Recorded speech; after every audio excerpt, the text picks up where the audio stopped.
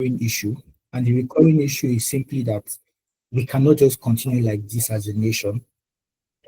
We are currently not on track to any El Dorado in this case. So the conversation tonight, as I wrap up, is just a reminder about where we are as a nation. One, also, are there other nations that have actually been around or that have been where we currently are? And how were they able to navigate that room? And of course, opportunities that we can latch onto or opportunities that are open irrespective of our career path or irrespective of the industry that we operate in. And my personal hope is that as we have collectively committed to giving 2 hours, 30 minutes out of our holidays, even though we're all preparing to resume work tomorrow, I trust God that this is not going to be a total waste of your time and it's just going to make you better than you've joined us. Thank you, everybody. Thank you very much, Sean. Please, in the course of this session, we'll just share the first 30 minutes to present a slide, and then we'll now talk and ask questions for us to just interact. Again, this was in light of the presentation made by our very own pastor, Tunde Bakare, and we feel that if he, at that age, could still be envisioning and having hope for our country, who are we not to have hope? So the title is Conversations of Hope, Opportunities in Nigeria's Evolving Business Landscape. My name is Nelson Okwona. I'm CEO of Octavie Development Company, and we are very happy to share some of our thoughts with you this evening and for us to have an engaging conversation. Now, before I start, I would like to give a background that we have a new world order in the making, and for us to be able to understand what is happening before our very eyes, we need to understand the past. We have a very new world order, and if you've been listening to the news at all in the past couple of years, so in the past couple of months or weeks rather, you would have heard about the Trump tariff, you would have heard about the China trade war, you would have heard about all the tariffs that have been flying left, right, and center, and you might be wondering what exactly is happening. So for you to be able to understand the context of what can Nigeria do in light of our challenges, you need to have a broader understanding of the world. And I would like to beg of you to lend me your serious attention for the next couple of minutes as I present to us some of the things that we really need to understand about the world. Now, I don't know if you can see my screen very well, but I want to believe that you can. If you need to zoom it in, zoom it in. Okay, thank you. I'm happy to get that confirmation. Now, some of us were not born then, but I'm sure you've heard about the World War II. Now, it's good to understand that there was a World War II. Now, but I want you to listen carefully so that you can understand the context of this conversation. So the World War happened between 1939 and 1945. Now, before the World War happened, we had empires. To give you context, Britain is one of the biggest empires that existed before the World War, and 60 countries emerged out of Britain. I mean, 60 modern countries emerged out of Britain. So, but before the World War, Britain was an empire. Now, France also was another empire that had about 28 countries eventually emerging from France alone, 28 huge country from France. And then we also had Japan, about 9 countries, Italy, nine countries. So you're going to see that before the World War, it was a world dominated by empires. Now, US was a former colony of Britain. I'm sure some of you are aware that US was a former colony of Britain. Now, the question is this: why were countries existing in a state of this empire states? Why did we have countries, structured like that? What was the advantage? Of course, the advantage was that the country that was empire basically sucked the life out of the countries underneath it. Basically, took all the natural resources and paid a stipend more or less. So the point to get from this is that before the World War, we had a state of affairs where big countries colonized other smaller countries and extracted resources from those countries and gave them a pittance. Now, after the World War, I'm sure, I believe if you don't know, you should find out.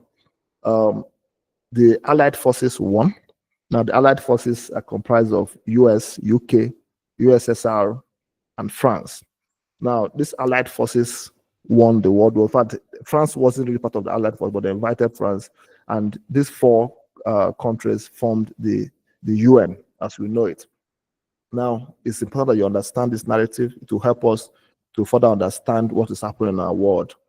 Now, they formed the UN, and in 1945, and when they formed the UN, they exacted some, ideologies, which is very important that you will note that, that all people should choose their government and should reject imperial rule. This was an implicit, statement in the UN Charter,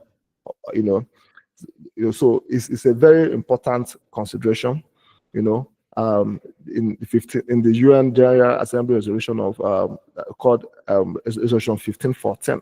But the point there is that because US was the lead actor in the UN, and US didn't have colonies as much as these other guys, so it made sense that US kind of, indirectly forced the other members of the Allied forces to give up their colonies.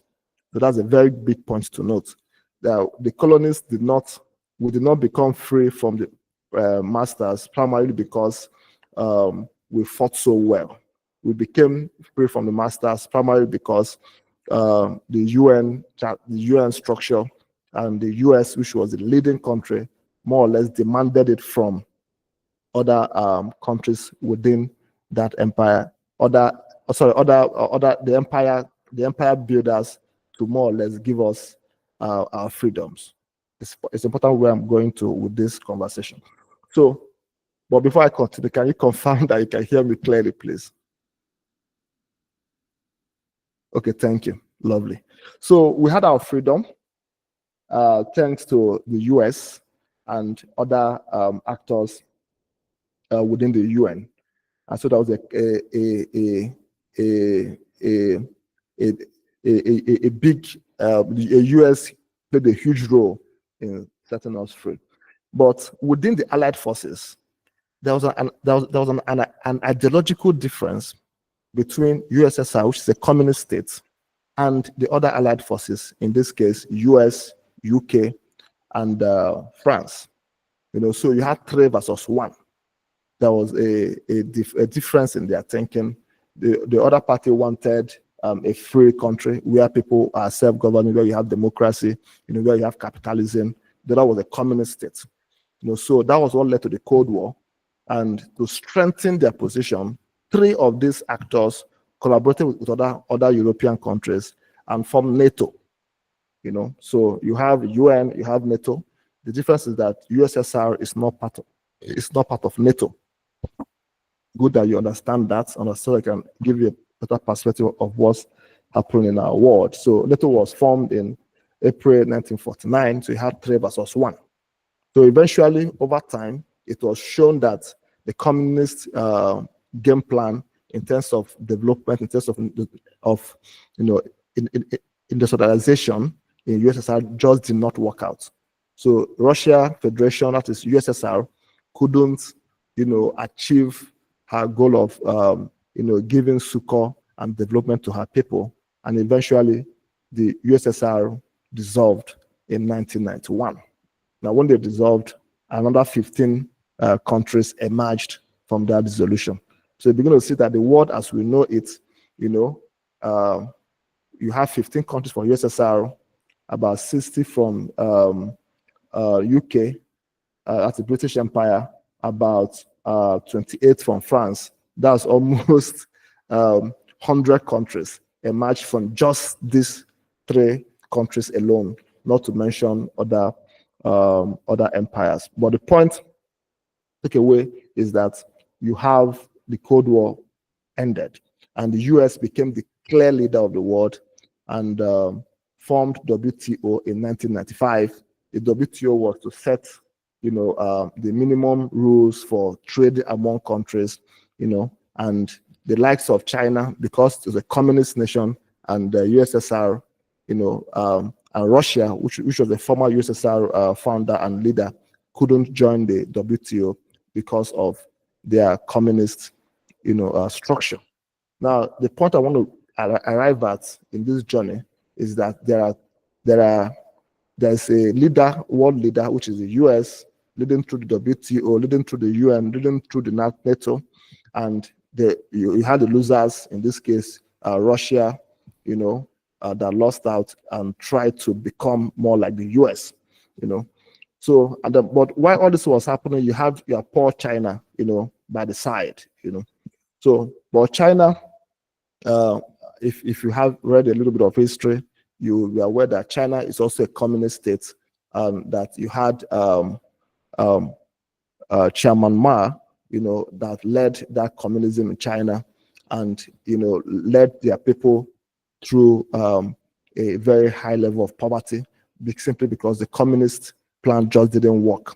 So when he died, the next person in charge, Deng Xiaoping, took over from him in 1976 and began to reform China, not under the communist, shared resources model, but a quasi of communism and a quasi of a bit of capitalism.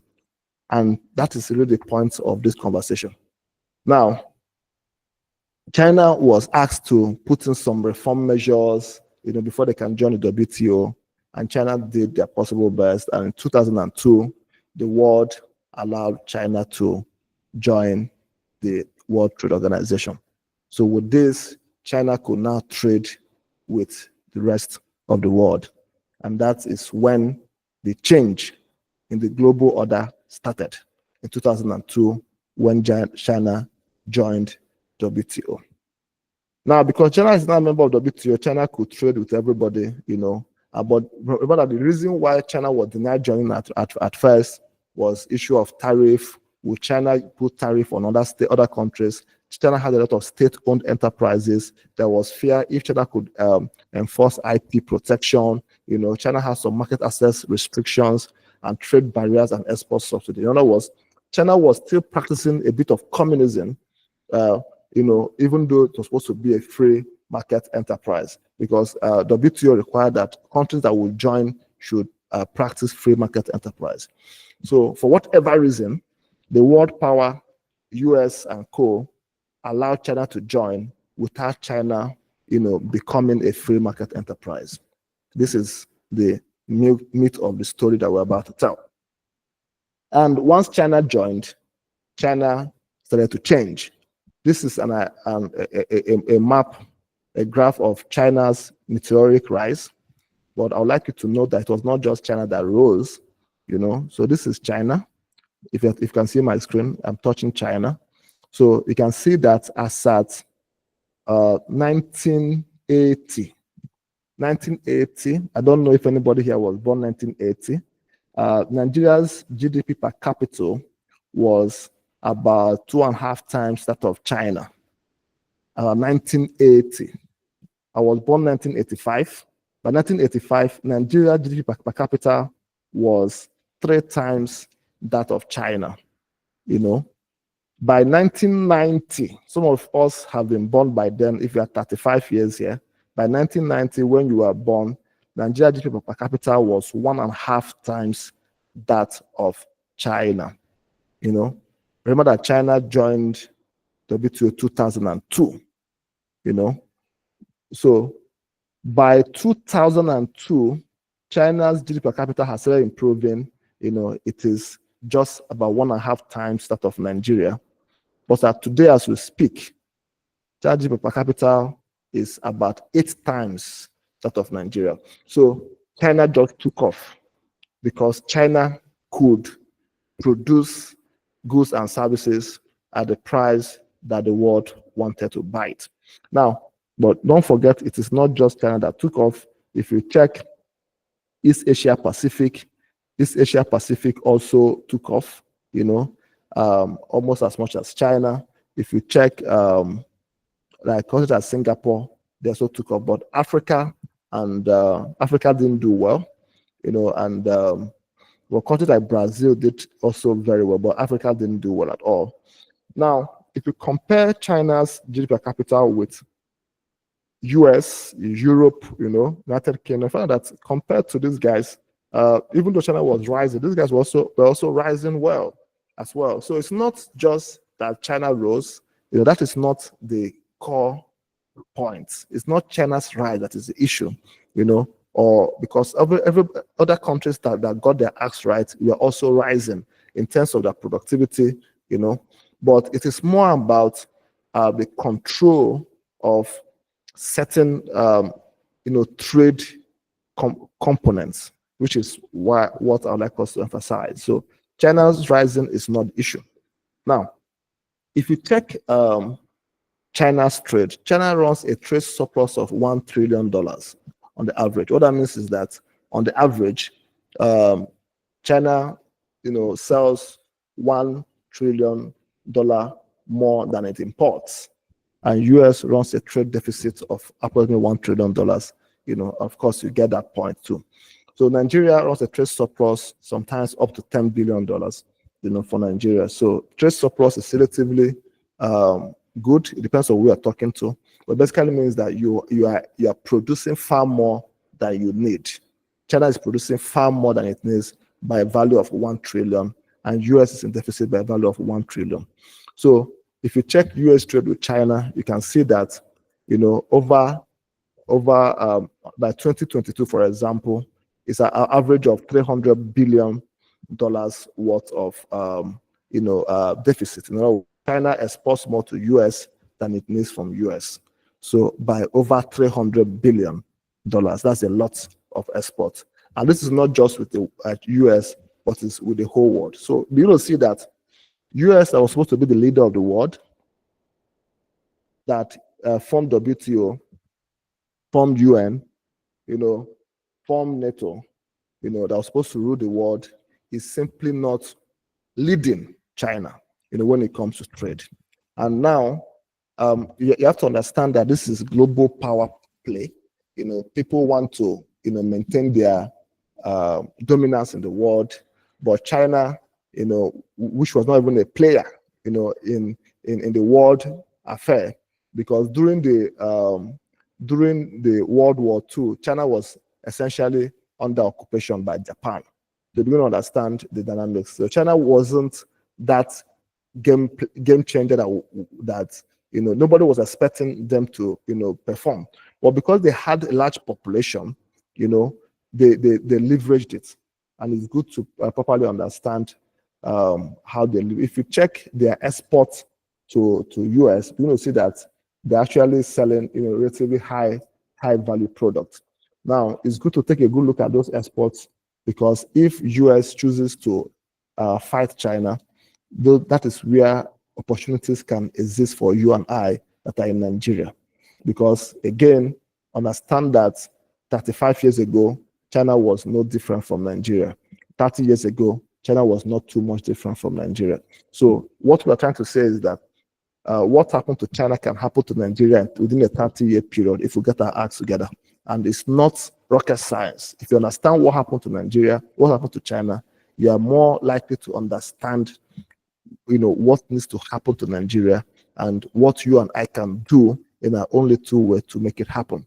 Now, you might sit here and be asking yourself, how does this concern me? What can I do? But I've long, understood that it is just, there's nothing that, it's just to put your mind to it, and then sometimes we underestimate our capacity.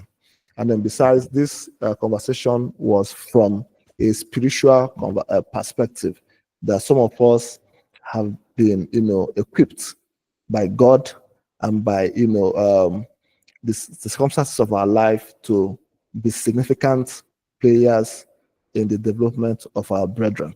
So do not fear, because it is human beings in China that developed the economy. It's not angels, it's human beings. Now, why is China leading the world?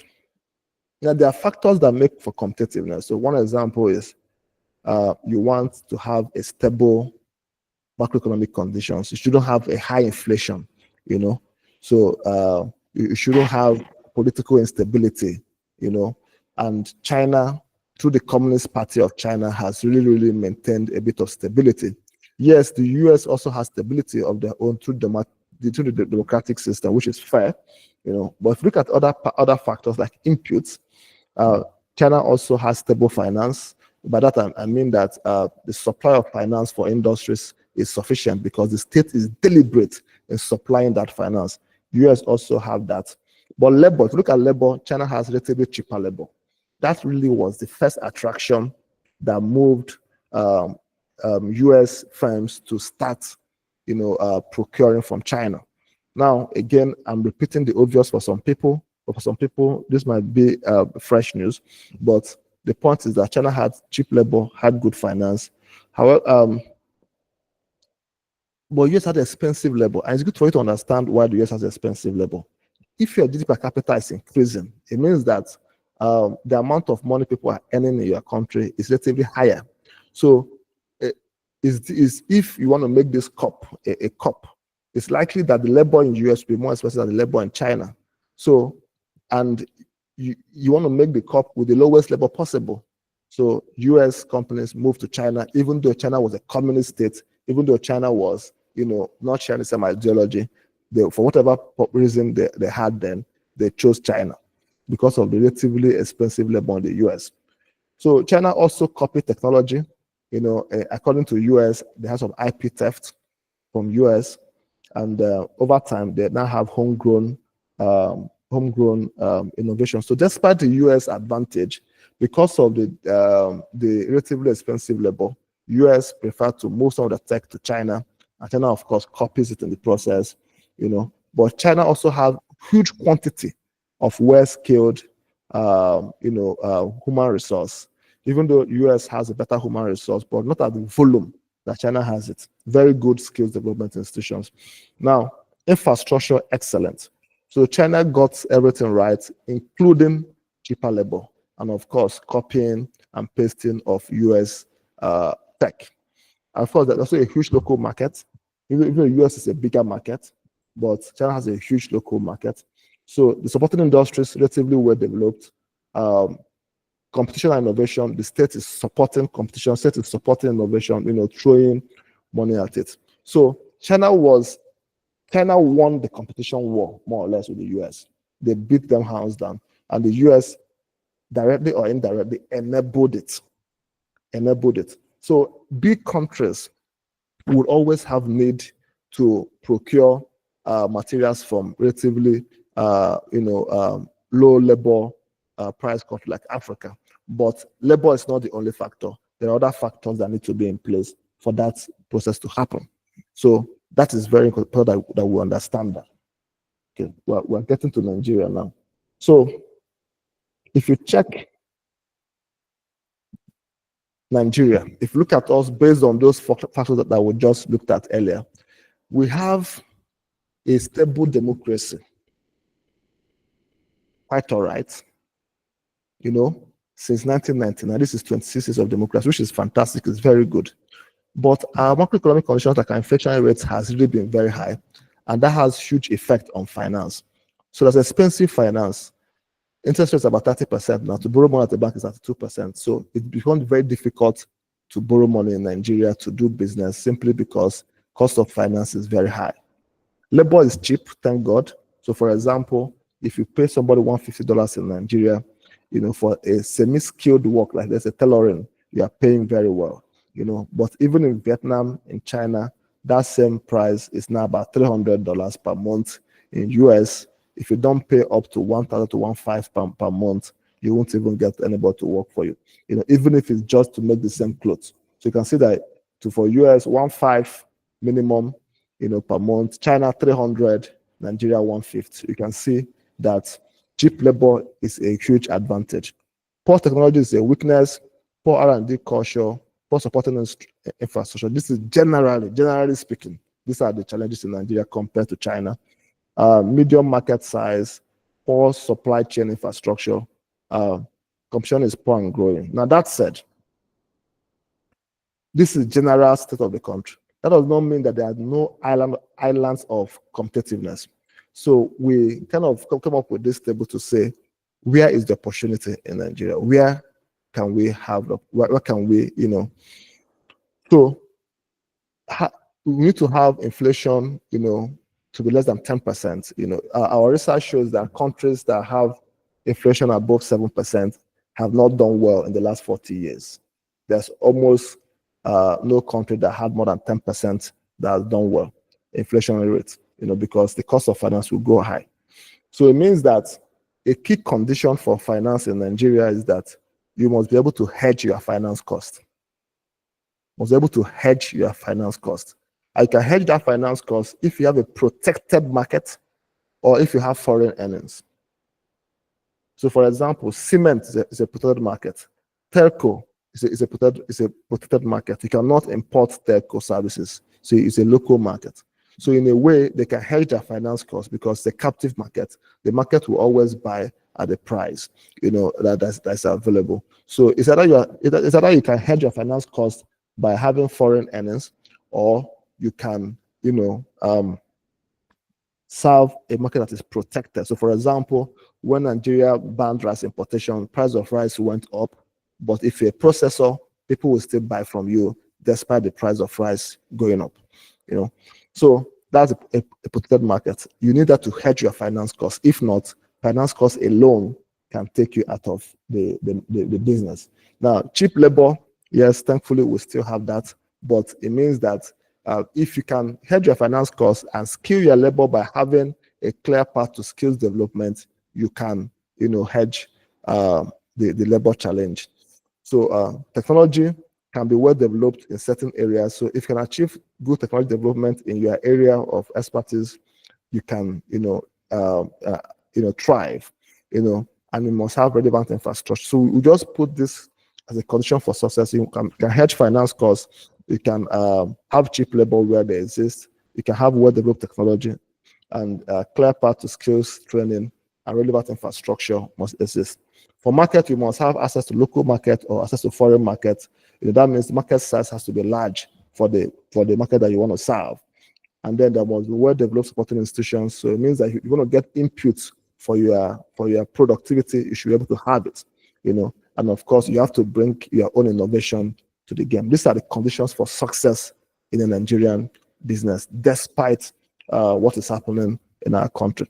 Now, this condition for success is important to note in light of the fact that US is on an all-out trade war with China for obvious reasons I've already identified.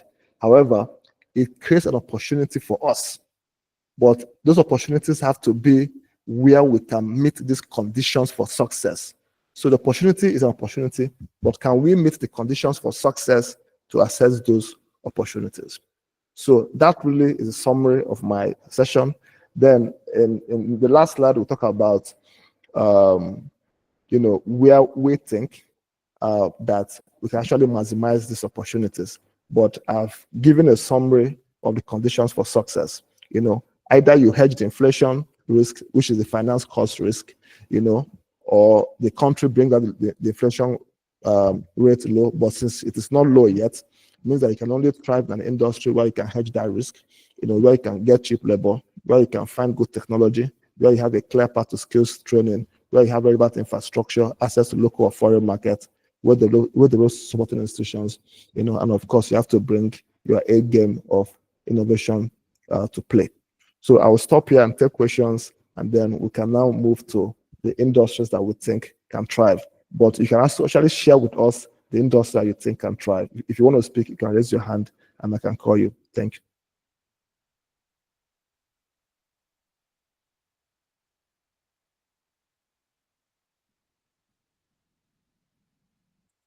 Wow. Okay. Who wants to go first?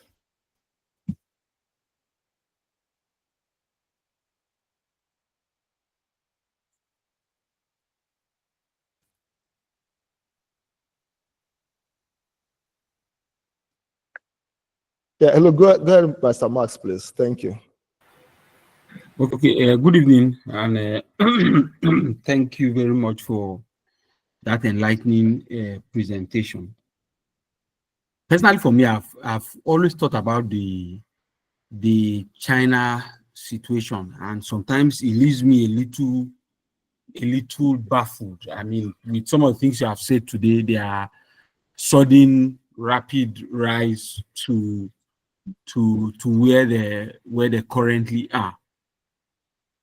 But some things that still worry me is, for instance, and I've had this question on several forums, China is still listed as a developing nation on most international indices. So, for instance, OECD, World Bank, and the rest still consider, or China considers itself and still identifies as a developing nation.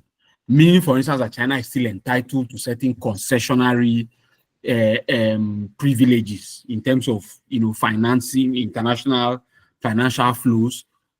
China is also entitled, by virtue of being a developing nation, to a lot of concessions, even in the trading system of the WTO. Similar also with things like the Paris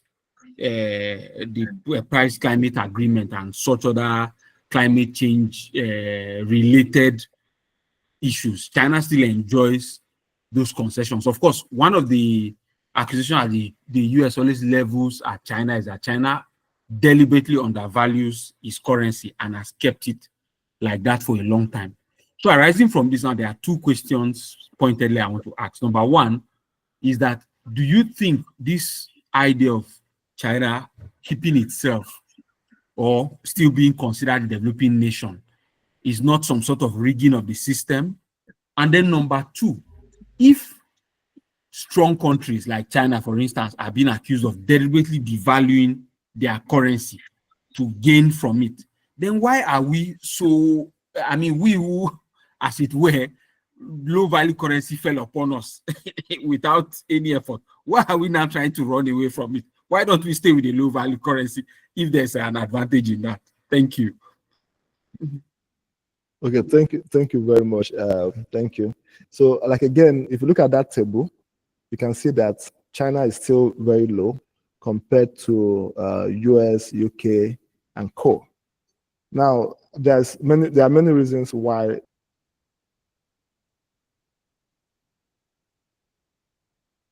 that's not.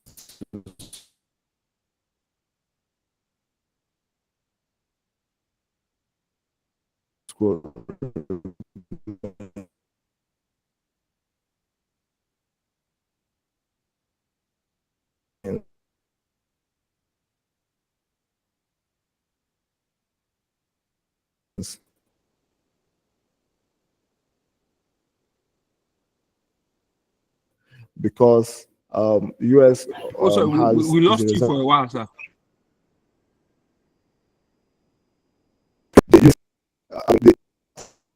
Oh, is it better?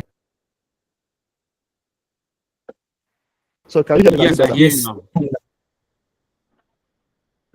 You have to start from the beginning because we didn't hear what you said. Thank you. Oh, thank you. So I was saying that earlier. Thank you, Mecca. Thank you. So I was saying that. Welcome, Chidima. I was saying, thank you. So I was saying that if you look at the graph here, compared to US, UK, and the European Union, China is still a baby in terms of GDP per capita. And it's good to understand why. So, for example, US is the holder of the dollar. US owns the dollar technically, right? So US, even if US is printing more dollars, essentially what happens is that asset prices would rise. And if asset prices rises, that is captured in the GDP. So I was given an example that if this house I'm staying in right now, is valued at 10 naira, and Nigeria prints more naira, it means that you have more money chasing goods or assets, in this case the house. So the value of the house will rise, and GDP is capturing all that. Whether that rise is artificial or not, is captured in it. So because US is the holder of the reserve, the global reserve currency of the world, it means that obviously, even if it's doing nothing, and is printing more than it's actually producing, it would have rise in its GDP per capita. Now, countries like ours that were not directly, we don't have that much contribution to that. If we're not producing sufficiently, to have enough reserve to maintain our forex position, will keep declining, and we're going to have relatively lower GDP per capita in dollar terms. So China understood that principle, and China can make a decision to say, do I really want to be a GDP per capita growing firm, or do I want to be a real productive firm? It's a choice to make. And I believe that they chose to be more of a productive country than having the asset value in dollar terms increase. So yes, there is a benefit of having a low GDP in dollar terms, but that benefit is only if you are producing. You understand? So we are not producing and we are still low. China is producing and it's not too high. So yes, when I say it's rigging the system, it depends on who is talking, because the system ab initio is rigged. The whole system is rigged. When I say it's rigged, the US and co did not set up the WTO to favor you per se. They set up the WTO so that they can maintain their hegemony over the rest of the world, right? So when we say rigging now, it is relative. Just say that China outplayed the masters in the game of global trade. And I don't know if you got my point, because the dollar we are using to trade is an artificial currency. Somebody can print it, I can't print it. So is that not rigging? So I don't want us to look at it from a moral point of view of saying who is morally right or who is morally wrong. Just see it from the perspective of, this is a game of thrones, that these guys are playing, and we just happen to be the pawns. And we began by giving the history before 1945, the Second World War, that we were all under colonialism. It was the US's doctrine of independent leadership that made us to even come out of it, not because we fought so well. So if you understand that historical perspective, you can as well understand why it is that China just happened to be a better manager of this whole process. So China is not an enemy. Don't see China as that. Just see China as an ideologically different country that has done better in trade, even though the communist ideology might be bad. I don't agree to it. I don't subscribe to it. I don't think it reflects the mind of Christ, But from a trade perspective, they have just happened to do better than the US and the UK. I don't know if that makes sense, Mr. Max. Thank you very much. That was very enlightening and very interesting. Thank you so much. Yeah. So we have failed to do our own insightful, I must say. Yeah. So next question. Before we get to what I think might be good opportunities.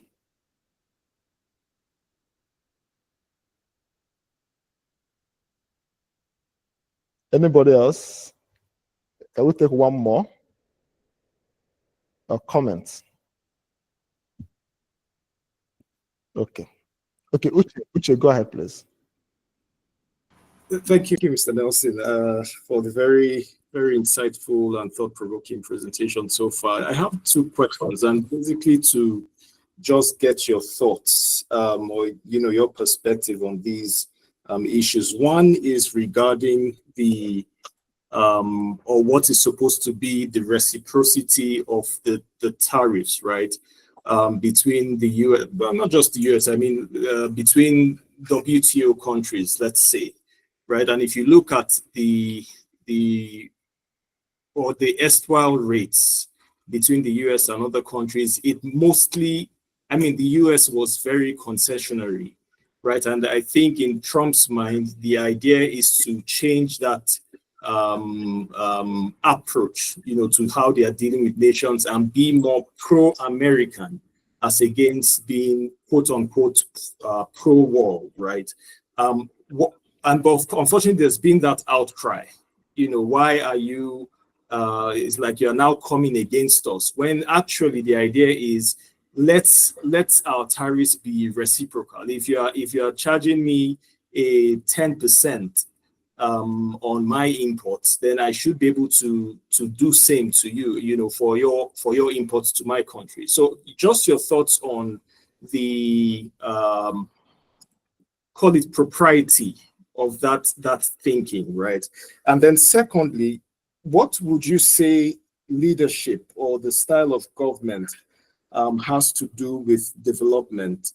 I'm saying this because, or rather asking this because we see, obviously, China, I believe, has gotten to where it is because of partly due to the style of government that it has now taken up. And you see that also happen in, quasi-authoritarian countries. You see that in Rwanda, African country, and the milestones they are hitting. You see that in Burkina Faso and the more recent development strides that we see taking place there. You find that has played out across history. Of course, yes, there's the question of is this as democratic, quote unquote, as we want it to be?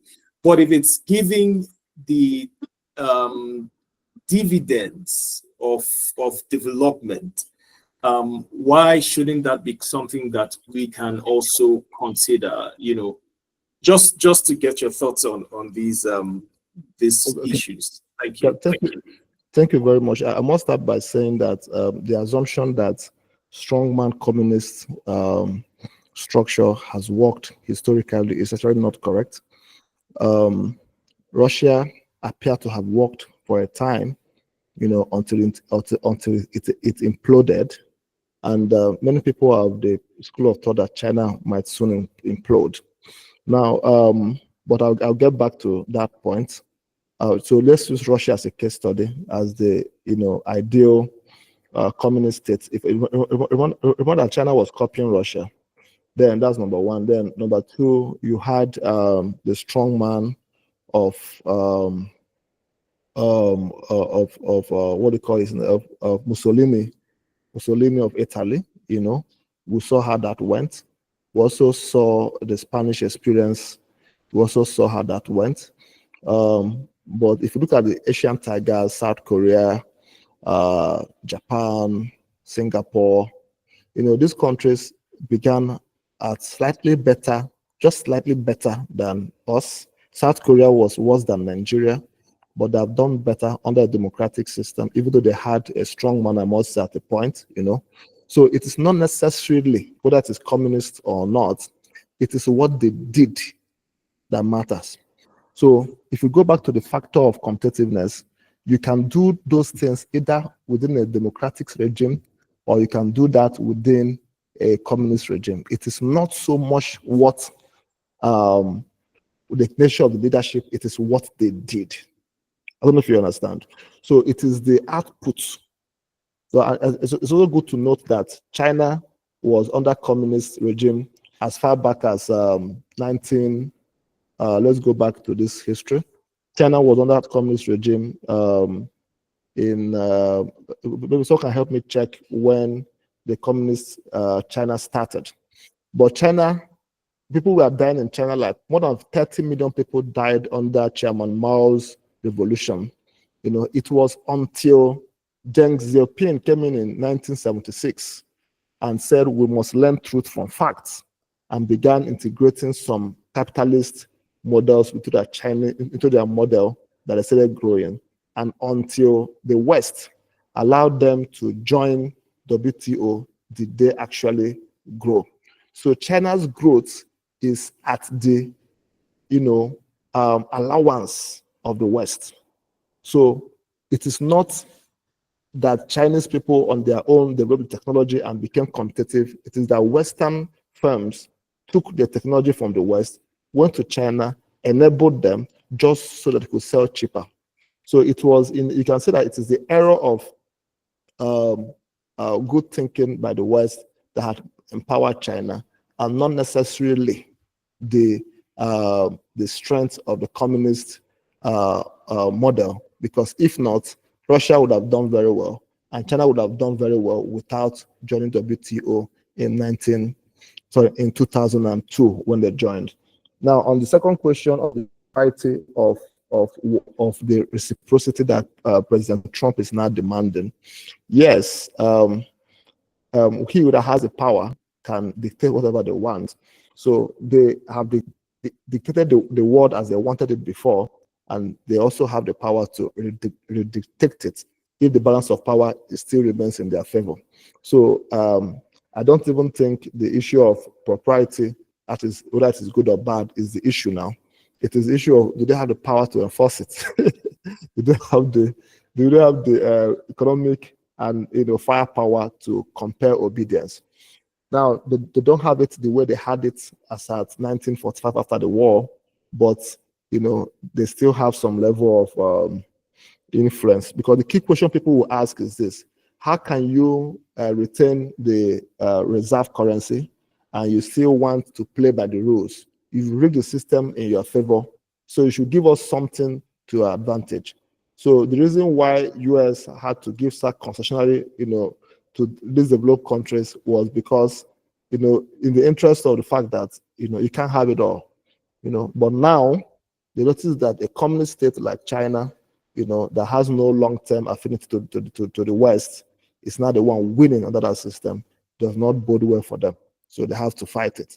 So this is not about Trump necessarily. This is a long overdue fight, So, but it has come, and our question is, what can we do as a nation? I don't know if that helped, Uche. Yes, it did. Yes, it did. Okay. Oh, put a few comments in the chat box. Thank you. Oh, thanks a lot. Okay, so let's now get to some of the areas we think might, make a lot of sense for us as individuals. Okay, and then we'll now take more comments and questions on that. So where is the opportunity? We have defined what it will look like.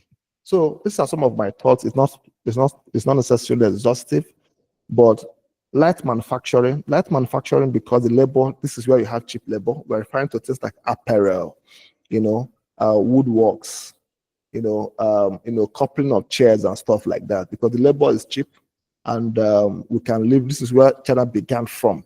If you check the China trade with the US, that's almost about 60 billion worth of, apparel, going into US. And China exports about $320 billion of apparel to the world. 320 billion, note that, $billion. Nigeria's total exports in oil is just $50 billion. If you add the non-oil, about 55 billion per annum on the average. But China does 320 billion in apparel alone, which is a light manufacturing, space. So because it requires, if you check again our conditions for success, it requires cheap labor. The technology is relatively well developed. You can hedge finance costs if you have a foreign earning, a foreign market. If you get a foreign market, if a clear path to skills development, and there's relevant infrastructure, which you can have within a free trade zone. You have access to local market, have access to foreign market. So certain industry is relatively well developed, and it can bring competitive innovation. So we think we can achieve this in the light manufacturing sector, or industry rather. Agro processing, yes, this also can happen because there's a large domestic market. You can also hedge by serving global markets. So something like edible oil, for example. Nigeria cannot meet local demand. We have more than 1.5 million metric tons that we are still importing, and of edible oil. And so there's a big market, both locally and foreign, for edible oil. So agro-processing is just one. Rice, for example, we still have to meet local demand, and there are other food products that fall within that category. Agro production, yes, things like ginger, sesame, soya beans that have commercial global markets. can give you that forex hedge, because you can let me explain the forex hedge in a nutshell. So if you sell this, if you produce a ton of ginger, for example, and you sell it for $1,000, for example, that is about 1.56 million naira at today's market. But if you sold it in foreign, you have, let's say, in 3 months' time, when that money hit your pocket, hit your bank, or when you are paid, maybe in 2 months' time, you can keep it there till you want to go your next farming season. So if dollar has increased, you change it at the current price. So that way you have hedged the finance cost. If you borrowed money, and money goes up, you can hedge your foreign earning has hedged that cost to you. So which is why it's good to have a component of you have to have a component of foreign earning to be able to hedge your finance costs. I can give you a clear example. Companies like Julius Berger, that is into construction, now has a cashew processing facility.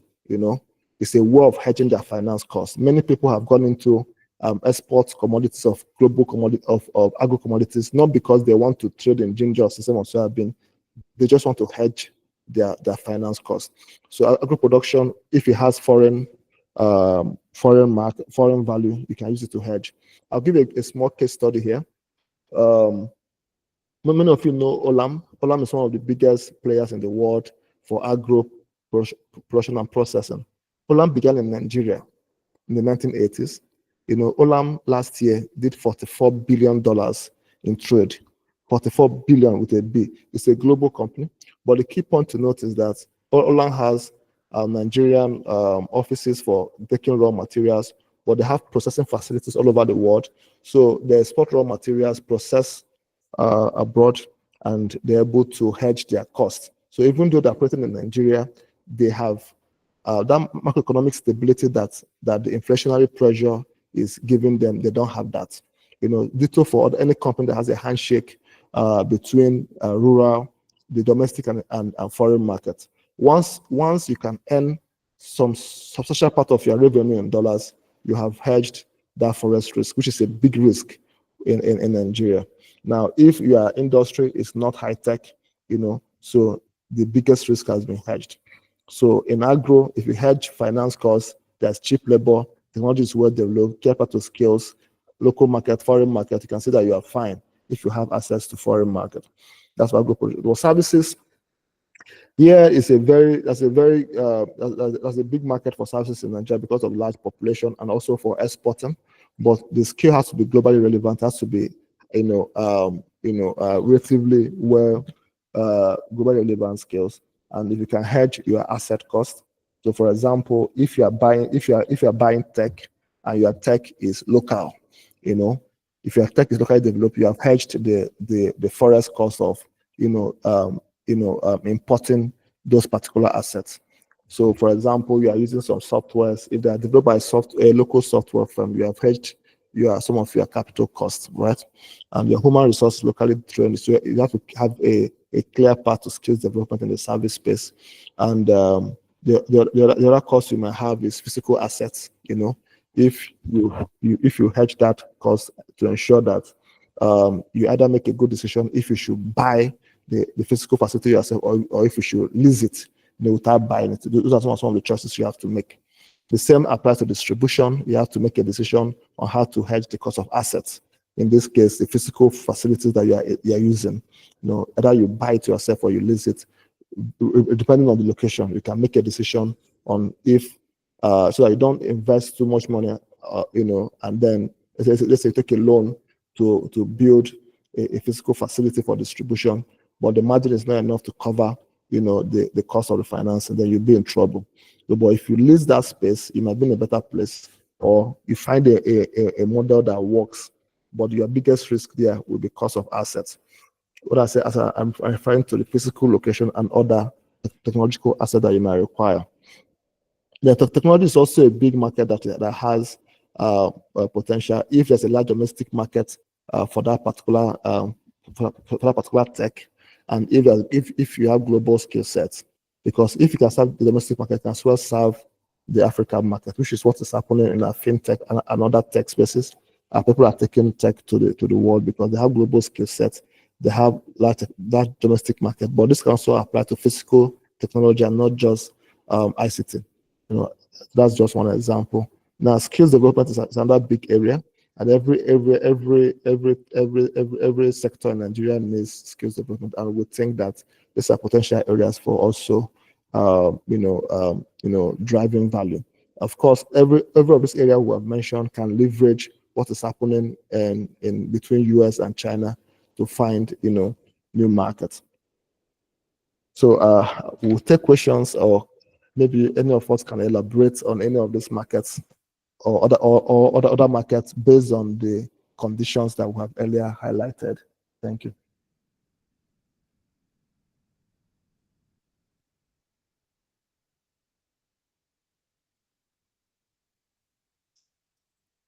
Hello, anyone? Hope it made sense.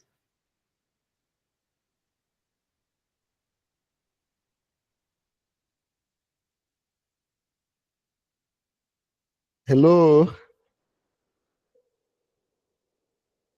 Sharon, can you confirm that you guys are with me?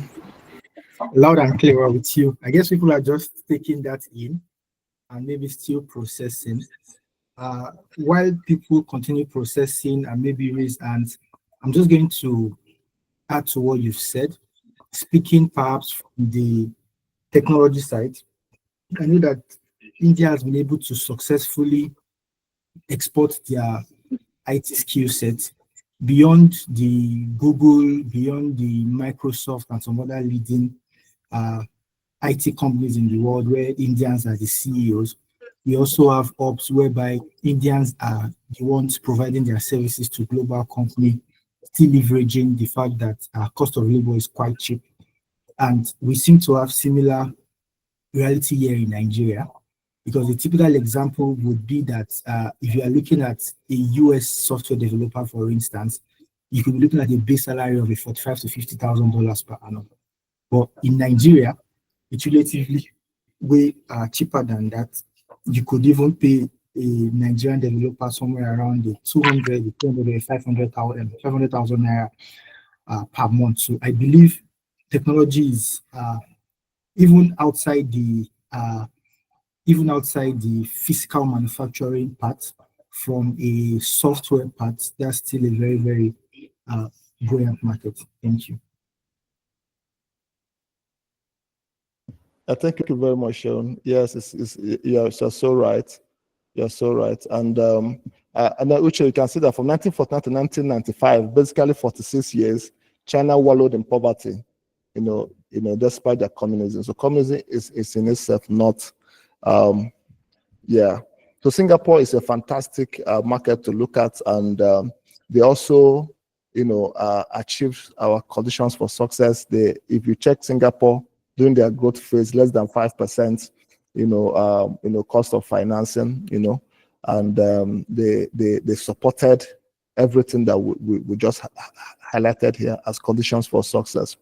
And so it's no brainer. Singapore is a fantastic country to consider. And they haven't done far better than China. Their GDP per capita is almost 5 times that of China. Thank you. Go ahead, Mr. Mas, please.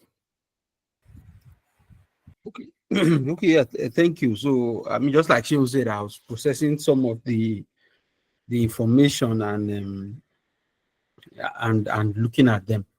So, one of the things I've always wondered is the cost of financing in Nigeria. I do not know, and maybe I need some understanding in this area. Does the cost of funds, financing loans, essentially interest rate, does it also respond to the classical, demand and supply forces that we know? And then for a country like Nigeria, is there any, because I would understand that yes, the cost of financing also is largely impacted by the rate of inflation, because essentially if the lender is not matching, his interest rate to the devaluation to the inflation rate, then of course it means that essentially it's ending up handing out grants. But what factors can we use that would really help with our cost of funding? I mean, of course, beyond the many rather wasteful handouts that government is trying to do through interventions and all of that, how do we really tackle this issue? Because from what I've seen about the success factors you have said, it seems the one that almost looks like, I really don't see how can get right would be this issue of lowering the cost of funding. So what do you think, are your thoughts as to how cost of financing can come down? Thank you very much. There was a lecture that we had about 3 or 4 years ago, if I remember correctly, and we dealt on this subject. And I'm going to just recap the summary of that lecture. So if you can just put on your thinking cap for 5 minutes, you can see that this makes a lot of sense. So inflation is when the price of goods are going up, right? Let's say this phone was 1,000 today, tomorrow is 1,500. Why is it 1,500? Why? It's 1,500 primarily because the amount of money available in circulation has relatively increased. So, or that the supply of that product has decreased. So if the supply has gone down, people want to pay more money for it. Or if the supply of money has gone up, people want to pay more money for it. These are the two possible factors. But if productivity is still the same, or has increased, and there's the increase in demand for it is much, there's a likelihood that there's a large supply of finance. So what is happening? What is leading that supply of finance in Africa is this. There are two economies in Africa.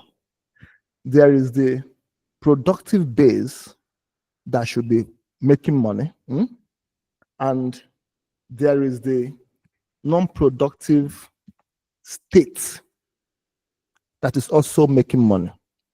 So take, for example, Nigeria now. Nigerian government owns all the oil and all the mining and all that. So they are getting about $10 to $20 billion every year from that transaction, right? Now, this is directly. That money has nothing to do with our productivity. Whether everybody farmed in Nigeria or they did not farm, government will get that money. I don't know if that makes sense. So there are two economies. There's an economy that is getting money and an economy that is working. Now, this government that is getting that rental money is pumping that money into the Nigerian economy. But how does it pump it? How does the Nigerian government bring in that money into Nigeria? How does the government spend that $10 billion it end? How does it spend it? Government spends it by printing that naira. The government by printing the naira. That's number one. And then number two, government is going to use that money to pay salaries, right? So it pays salaries on a regular basis. It is expanding the purchasing capacity within the economy, But if it is not matching that increase in capacity with increase in supply of goods and services, that is having a productive base, you're going to have inflation. So we have been getting richer, but we're also getting poorer at the same time. Do you understand? Nigeria has been getting richer, also getting poorer. So we are getting more money, but because our productive base is not going up, our inflation rate is rising, and people are getting poorer. But if I'm part of those people, mining that oil, of course, I'll be making far more money every year, and what I need to buy things is low. So because of that two economies, that two economies is causing that inflation. So a good government seeks to ensure. Hello. Are you able to mute that? So a good government ensures that that dichotomy does not exist. That's what we call the resource cost. Mr. Ali, can you mute, please? Okay. So a good government ensures that that resource cost does not happen.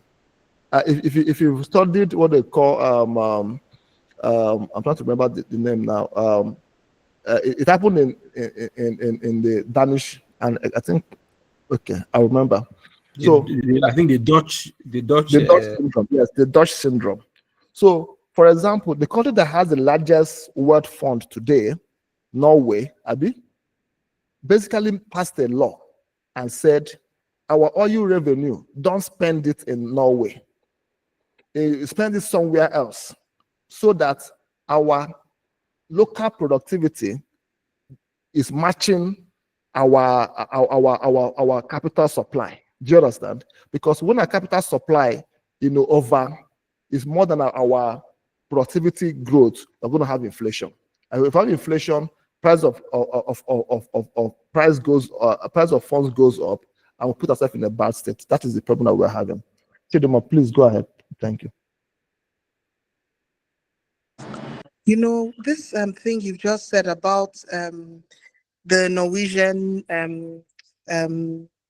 what they call that fund, I thought that they were just clever. I didn't realize that there was like this amount of reasoning behind it, and that makes perfect sense. So thank you. I just learned that.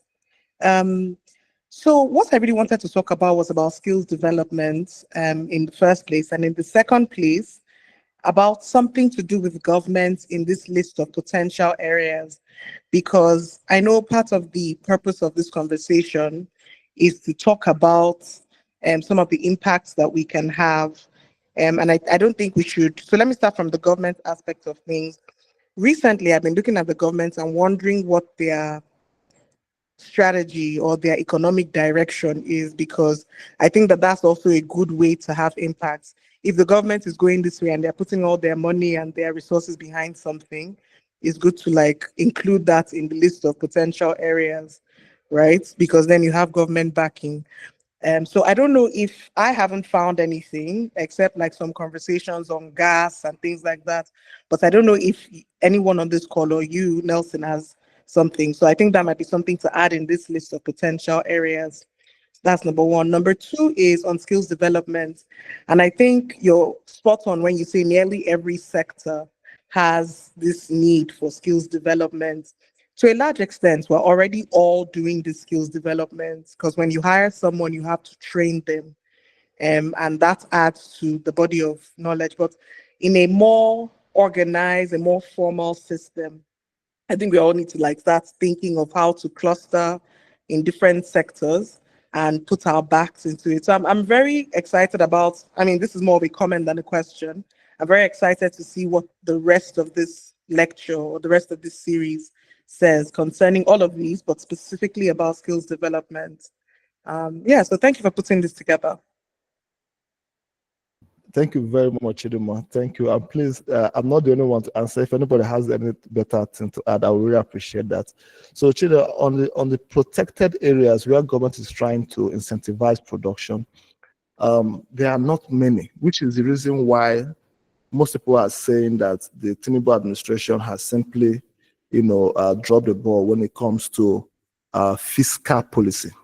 So monetary policy is trying to achieve stability, bring inflation down. Even that one we've not achieved it. But fiscal policy, in terms of selecting the industries where we're going to focus on, and then make the conditions right for those industries, we have not chosen any.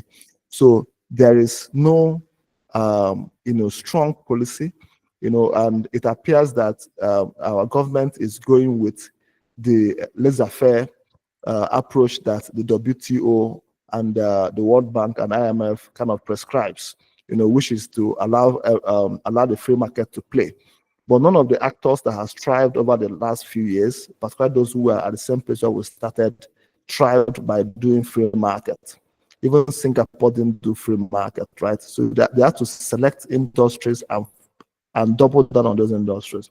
So Obasanjo did this cement that gave us Dangote. He did telco that gave us the telcos. Buhari did the rice. It didn't work out so well, but at least he kind of achieved something. GEG, Jonathan did automobile. Even though some will wonder why the choice of automobile, but that was what he chose as his industrial focus. So Nigeria hasn't really, in the last 2 years, made any decisive step to identify any particular industry. We are hearing that they want to ban, what do you call it now, solar panels, because they want us to produce it locally. That's a fiscal policy decision. So are there, for example, Nigeria said we should not import finished garments at a time, So those are some of the considerations, but we don't really have any strong policy direction at the moment that shows clarity on some of these issues. But if anybody else has any other ideas to add, that will really help. On the skills development end, yes, it's really needed. And we can see that if that skills development can serve a local and foreign market, you are better off. If you can deliver skills development processes that can serve local and foreign markets, you have a fantastic business. And a case study is Andela. You can see what they did. So you can think about, there are so many other ways that can be spent. So for example, healthcare in Nigeria is a big area that one can talk about. How do I set up a healthcare facility that can serve global market, nursing services, patient care, geriatric care. This is a big market that we can consider.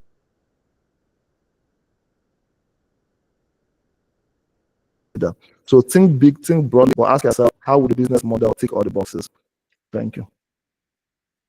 There was one guy that had his hand open earlier, Mr. Edith Young. Please, you might speak now. Can I mute and speak?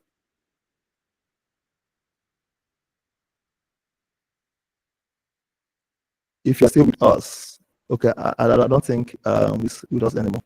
So any other person, comments, observations? Okay, yes. So while we wait for the other person, one of the industries you have spoken about, I've been thinking about it, apparel, for instance. What would really be our competitive edge in that area? Would it be importing the base fabric, processing, finishing it, and exporting? And what other lower levels of the value chain of the apparel industry exist that one can play in without? Because because I'm thinking, when I think about apparel, I really don't know, and it's something you might throw more light on. But I think apparel has a lot of subjective factors to it, in terms of people don't just buy apparel for the sake of apparel. Sometimes people buy clothes because of the prestige, because of the emotions, other things attached to it beyond just the hardware economics of it. So I don't know if there are other layers of the apparel industry, for instance, that do not respond to, because finished apparel, for instance, has a lot of layers of things. He has to be a designer and all of that. But are there lower levels of the apparel industry that is not very, subject to those, subjective issues like taste and all of that, is easier to play in? Yeah, I don't know if you get my question. No, I get it loud and clear. So the apparel market is a massive market, and the common word you hear when you hear about the CTG, cotton. Let's use garment for example now. But apparel is far bigger than cotton. But maybe let's take Mazi Emeka, then before we come back to this apparel. Mazi Emeka, please. Okay, thank you very much, Nelson, for having me. Good evening, everyone. Good evening. Some few days ago, the African Development Bank president talked about the way we are exporting our natural resources without having them processed, and no country does that and remain rich. It's always poverty, really, that those things tend towards. Now, if you look at everything that is going on in Nigeria, we are not a processing country. We just export almost virtually all our raw materials, basically. Now, I've come to realize that now, if you look at, I don't know if it's caused by all these banditry and all those people that are harassing people out of their farms, taking their land, destroying their crops. But if you notice, there's a commodity, ginger, for instance, has got so much expensive in the market currently.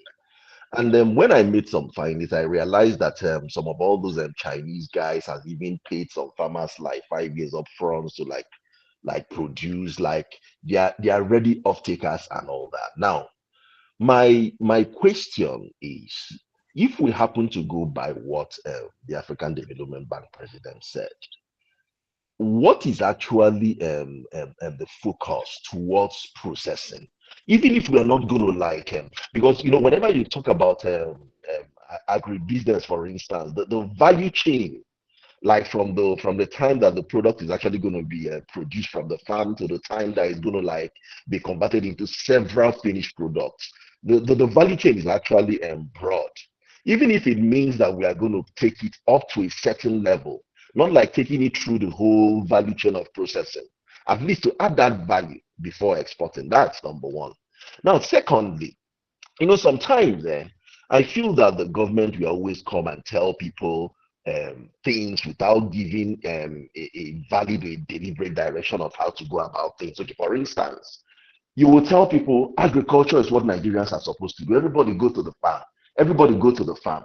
Everybody should start farming. Like Tinubu's wife came the other time and was doing all the charade, for instance, planting vegetables and all that, was telling Nigerians that poverty is there because they're not going to the farm. They should start planting vegetables and all that. As far as I'm concerned, that doesn't make any sense. It doesn't provide any direction, right? Now, if you tell somebody, go and start farming to produce something, become very productive, you say there is no employment and agriculture is there to optimize, where is the land? You cannot just jump up and start farming. You need to like find a reasonable parcel of land to be able to like do that. That's number one. Now, if I finish my produce or get my produce out of my farm, who takes those things? Okay, for instance, way back, I know we have all those development boards like palm produce. I know my dad was an accountant of Nigerian Palm Produce Board way back in the eastern region then, right? So these bodies, I know there is one for cocoa, granite, and all that. These bodies actually help farmers. They kind of uptake most of all those things. Now, a rural farmer doesn't understand all the intricacies of like processing some things or packaging some things for export. He doesn't even know where to like find that export market and all that. So I feel there are so much that is actually missing in between that could be able to like make it easier for like an ordinary farmer bringing his produce. Okay, these are some of the people that are locally going to take those things. Whatever all the regulatory things that is needed to standardize them for export and all those things, that shouldn't really be his problem. So what I'm just trying to like say is like if we can be able to harness most of all those things that will make give all those things that they are talking about direction and make it easier to implement, I think it's going to go a long way. So I don't know if there is anything you are going to suggest in that area. Thank you very much. Thank you so much, Maz. I'm going to take those two questions, and I know we announced that this meeting will last 7:30 to 10. It may not last that long, it might close early, but I would like, if you are here, I would like you to please just pay attention and don't leave, because what Emeka asked a very important question, and I would like to speak to that. So, but by some I'm still coming to that question on apparel because they are related. So I'm going to give an answer that kind of might speak to both of them. You are spot on. In a developing country like ours, we don't have functional market institutions. So what you mentioned is that there are lack of sufficient market institutions, like let's say off-takers. So the market actors, like let's say the farmers, do not have a complete cycle. So there's a distortion in the market, which is why third-party actors can come in and play. So it's a huge challenge. So for example, in the apparel market in Nigeria, we don't have quality assurance institutions. So even if I want to buy from Aba today, I don't have quality assurance institutions that give me guarantee that I'm going to get what I'm supposed to get. That is a gap. Now, the opportunity for us as business people is that if you understand there's a market there's opportunity in that particular industry, you can also ask yourself, which part of that market actor institutions are you going to represent? So because you need all to work for it to thrive. So, for example, we are playing in the ginger space. We have a firm that we're supporting that is playing in that space. But we understood that aggregation has to be aggregation has to work. You just have to have aggregators that are impact driven and are not there to just exploit the farmer. So because of that, we set up an aggregator company for ginger and other similar products that have global markets so that we can hedge our forest risk. That is part of the path we are taking, among other things, to say if we can play in the agro space and provide aggregation to farmers who are already farming, we know that there's an essential risk of farming in the first place. But for those who are already even farming, that they're not getting the best deal because third-party actors from all over the world are coming to buy at the market price and they're not giving them anything. I always share this case story that Peak Milk that you all drink is a cooperative of farmers in Netherlands, Germany, and Norway, if I remember correct, 3 countries. This Peak Milk, the same thing with 3 Crowns. It's a cooperative of about, I think, 18,000 farmers, but because they have an impact aggregator that is marketing their products for them, they have reached the entire world. Nigeria can do the same for ginger and for hibiscus sabdariffa, that is Zobo. So the point is that it's a business model. Someone has to come in and say, what is the gap here? The gap here is aggregation. The gap here is access to foreign markets, which is why we went to university. We are exposed. Some of us can buy flight ticket and travel. Some of us cannot. But for those who can, that is the advantage you have. Like you can go to Europe and broker a deal with a global trader, then come back locally and aggregate the farmers and maybe even start processing. But the point is that opportunity exists, but it's you and I that are best situated to crack it. But it's not an easy cracking, but it can be done. Our goal this evening is just to say where they exist and an idea of what it will take to crack it. But can it be done? Very much so. And I agree with you. And because the state is not interventionist, the state is not intervening, so the state is not supported like Singapore and China to say this is what you're supposed to do. So that lack of interventionist is what we call lack of fiscal policy, which is already a known fact. But should we now sit down and die? No. We can now say, okay, some of these interventionists, can we do it for ourselves, for our brothers? Yes, we can.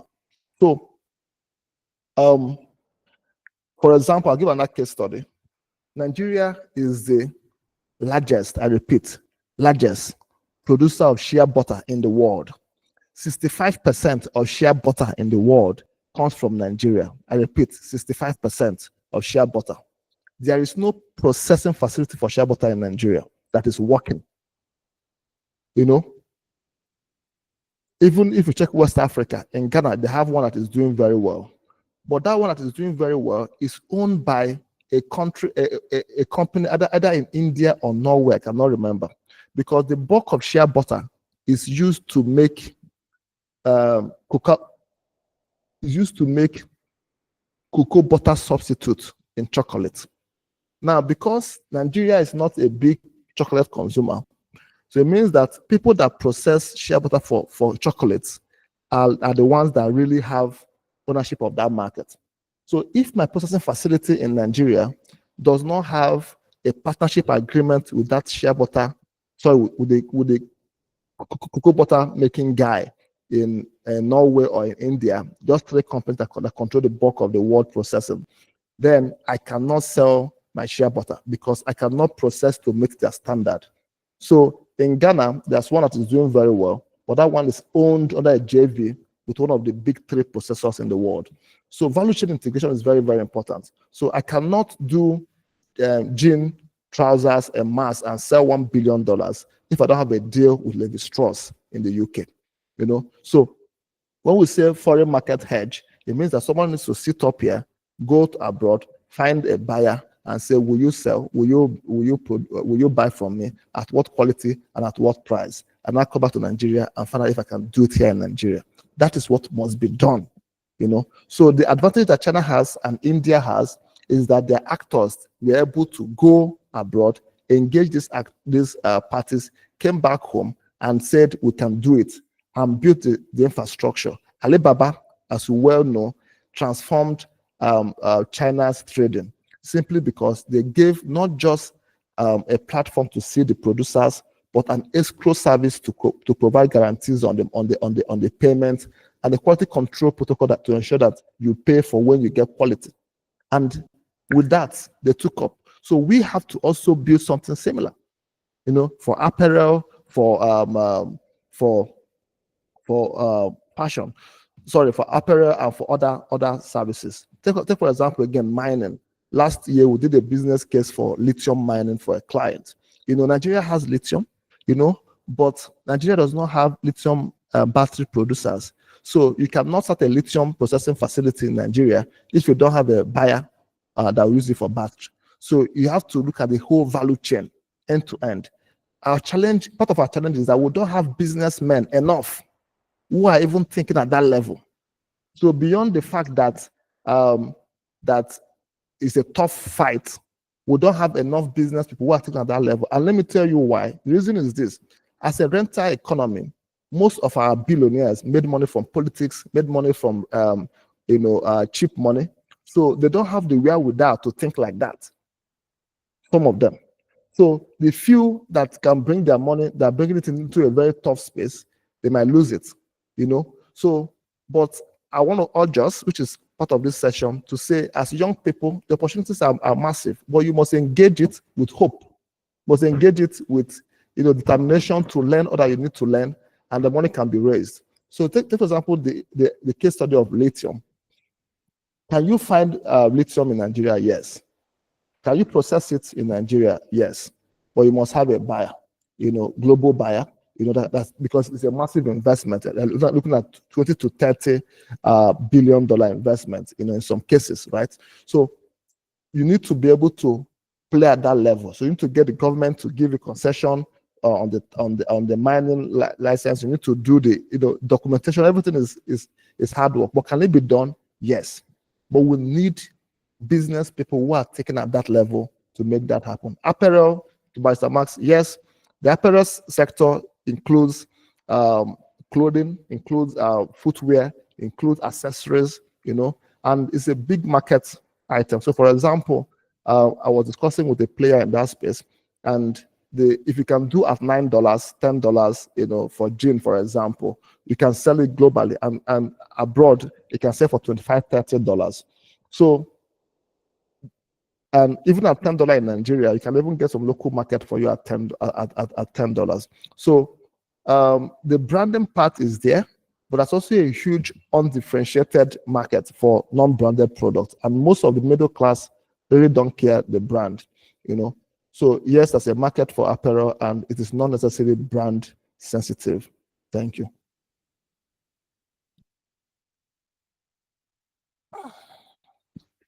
Mazemeka, I don't know if that helped.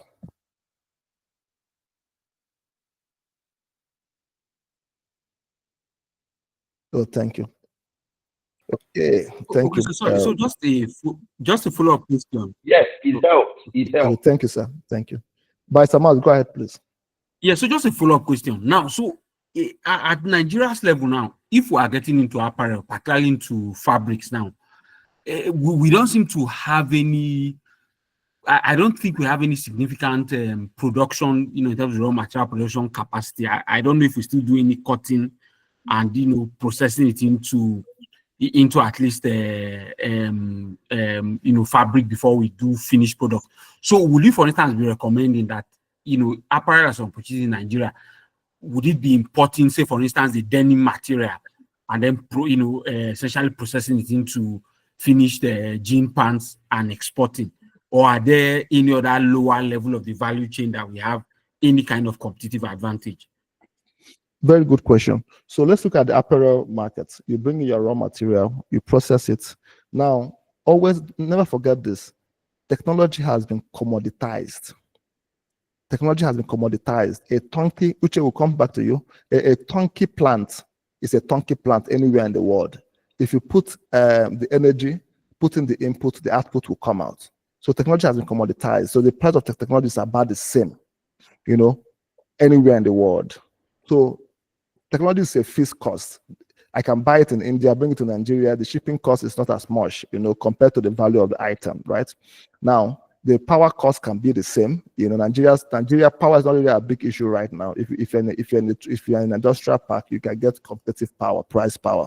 So our challenge is labor, finance costs, and this policy environment being stable, right? And of course, you're competing with China. So if I bring equipment for apparel, I'm referring to garment making now, not textile. Let's say I bring the cotton. So somebody in Bangladesh is buying the cotton also from China, more or less, at the same price. I'm competing with him, I'm benchmarking with him. So I bring the cotton at the same way he's also bringing the cotton. I bought the equipment the same way he also bought the equipment. We're competing on labor, we're competing on finance costs. So 2 years ago, we were in Korea. We met a company that says they want to bring 250,000 jobs factory to Nigeria, 250,000 from Vietnam, because the current labor wage in Vietnam is $300 per person, but Nigeria, they can pay $150. So imagine if I say that $250,000 in a month, he's saving $150 already per each unit of labor. If you multiply that by 250,000, you can do the numbers. So that alone is enough motivation for him to come if other things can be hedged. And he's not coming to South Nigerian market just for the labor. He just wants to bring in the item, process it, and take it out. That's all he wants to do. So he wants to be close to the port. You need to know how much it will cost to take him to move from the port to the facility for processing and to move out. So that's his consideration. So you see why infrastructure is very, very important, right? So moving and move out from the port is his biggest consideration. Labor cost is fantastic by him. So the deal breaker for that particular deal was the cost of moving from the port to the free trade zone we're working on and moving out. So that was just to give you a perspective that for apparel, if the labor cost is fine, works very well. So for example, in the Nigerian mining sector, there's this local content policy that requires them to buy from made in Nigerian producers. And that has really revolutionized the oil and gas garment protective wear market. And that market has really taken up. And some firms have set up shop locally and are producing for that market because it's a protected market. Therefore, their cost of finance can be hedged in because they can buy alternatively from elsewhere. So that's just one example.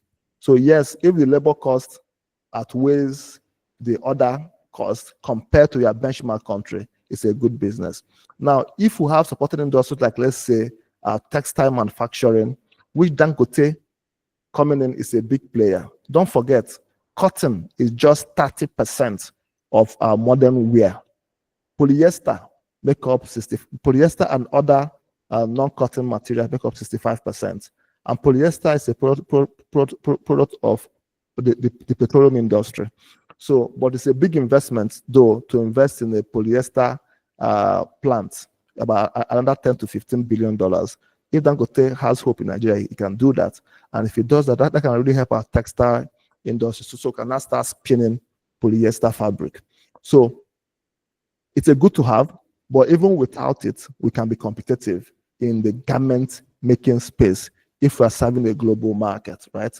But without it, we can thrive, but with it, we'll be definitely better. Thank you. Uche.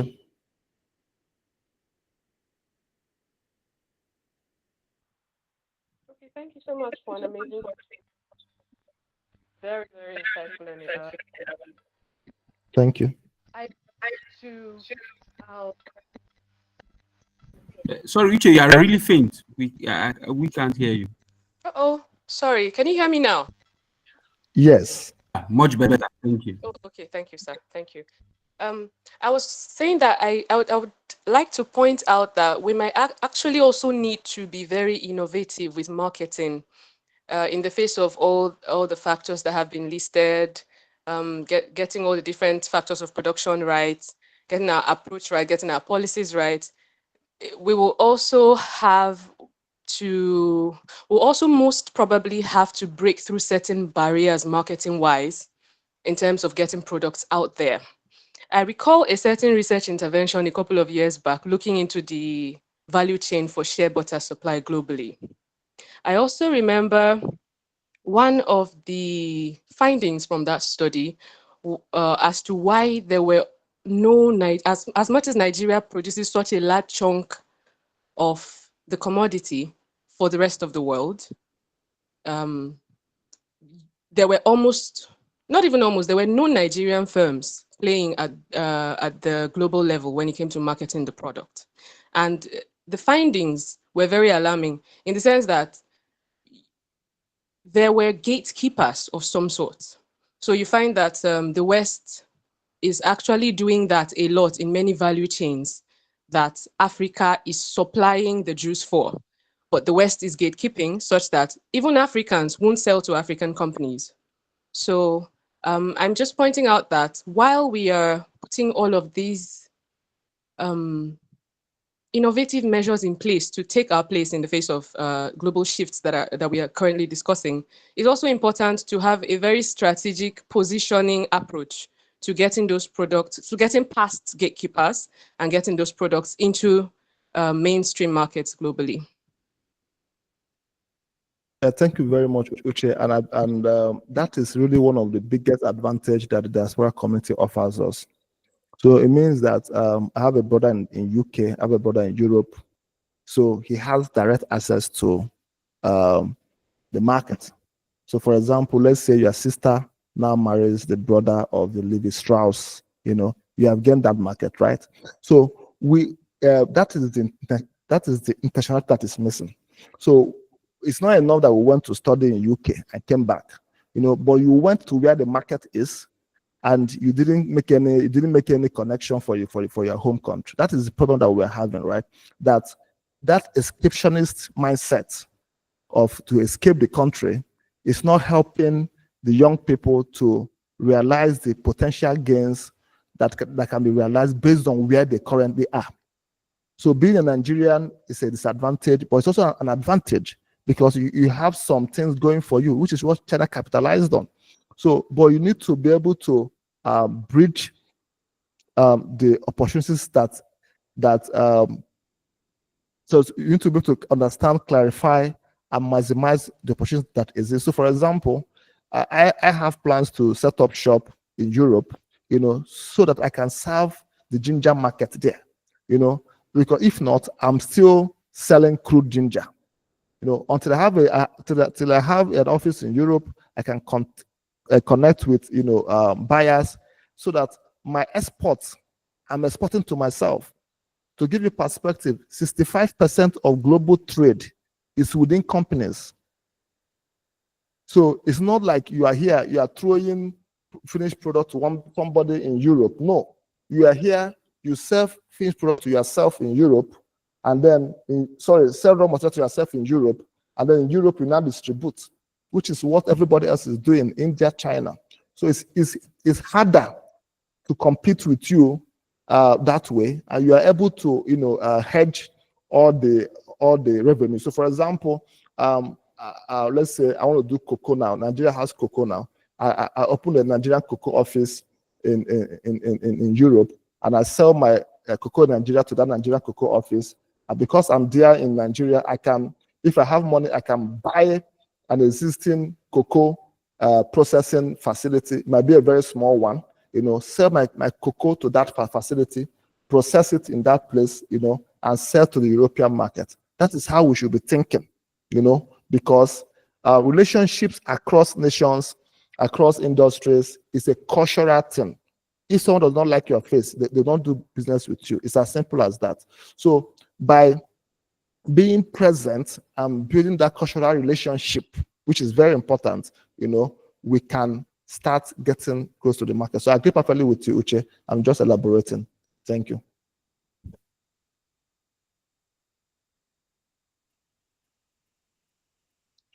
Yep. So anyone else with other thoughts, clarifications? Let's target to round up by 9:30 so that we don't push it too far. Anybody else with a comment, observation, or thoughts? Okay, so sorry, just to ask on this last issue you mentioned, which is creating international affiliates or subsidiaries to access those foreign markets. But I'm wondering that at the baseline of it, does that not end up still cheating our own economies? Because the cocoa example, for instance, now, if you are buying of course, you produce the cocoa here and you sell to your subsidiary, say in London, to now process and then sell off to final producers of chocolate, for instance, in Europe. Are we still not ending up losing what we wanted, which is essentially keeping more of the value chain here and ensuring that locally here, our own local market is benefiting from more of the fund, the value chain of processing and all of that? Because the processing now is going to be done in Europe at higher labor cost of of the European market, and then of course because of things like transfer pricing regulations and all, the price that your Nigerian subsidiary sells to your European subsidiary, anti-competition and all those things, will still make sure that the price must be on like arm's length basis. So essentially meaning that you are still essentially extracting the value, or perhaps is the justification that since you are the owner of the European company, you now still repatriate your income. So ultimately there's still a benefit that comes back home. So I'm just looking at, hoping that that structure does not end up sapping value. It's a good point. The challenge is that the gatekeepers already have quality control stipulations that you're unlikely to meet in Nigeria. So you have to take the lesser of two evils. You're likely to meet the quality control specification in Nigeria, based on the current standing. But if you set up a plant there, you can meet it, and yes, you can retain the capital. You can repatriate the capital. Now, once you can meet it, you can now gradually transition, the scale of what can be done locally, which is where technology transfer comes in, right? You can now gradually transition the scale. So China comes to Europe, buy a company in Europe, but over time, within 10 years, the company in China can do everything the company in Europe can do and exceed European quality, and now they're sent to the entire world, which is what we're trying to say. Africa should start thinking like that, right? You have to buy technology, you have to buy brand, and you have to buy it in people's hearts. And sometimes we already have the money for some of these things, but we just can buy car and buy a house, whereas that $100,000 that you're using to buy a house in Nigeria might buy you a business in Europe. Mr. Tayo, go ahead, please. Okay, hi. So my question is that what we've been talking about, it seems to be like high-leveled kind of how to break through within the Nigerian economy. But the other question is that for the average Joe or for the average guy, because Nigeria doesn't really reward.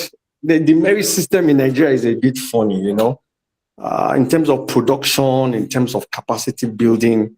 If you take an average statistic and then you decide to find out how many companies can play within this sector that we're talking about, how many of them in terms of numbers, and then in terms of in terms of impact as well, how many of those companies can create impact? Is there also not a way that, so you have other international organizations where they try to get people together to profile them, get them ready for those kinds of investments, like a matchmaking kind of arrangement where, okay, Mr. A has idea, Mr. B has the money, but Mr. B has the money but does not even know what to do with the money. Just like you just mentioned now, where we are just buying houses, cars, meanwhile these monies can set up companies or institutions abroad. So my question is, how do we balance that within the Nigerian context for matchmaking between those that have money? Because we know a lot of people that have money from the government side, and then of course there are a lot of people on this other side that have ideas that don't have the money. So how do we bridge those gaps to be able to stimulate the economy and also drive industrialization, ICT, production, and the rest? Thank you. Yeah, thank you very much. A very good question. And I must say that if you're on this call, it's likely that you've already, you are not the average Nigerian, challenge that we have to understand is that some of us need to understand that you are already above the average Nigerian, and the average Nigerian is counting on you to lead the way. But you cannot lead the way if you don't have superior knowledge and superior thinking. So, for example, the fashion space can employ more than 10 million Nigerians. But someone that has a superior understanding of the space that can build the ecosystem that will employ those people. Now, the average Nigerian may never understand the details of building that ecosystem, and he cannot. So, but that person that can build the ecosystem needs to understand and needs to start building the ecosystem. That is the goal of this lecture, to speak to that person who has the knowledge to build the ecosystem, to start doing so, because many other Nigerians are dependent on him. And just the same way in China, I don't think the majority of Chinese understood the details of what we are just discussing today.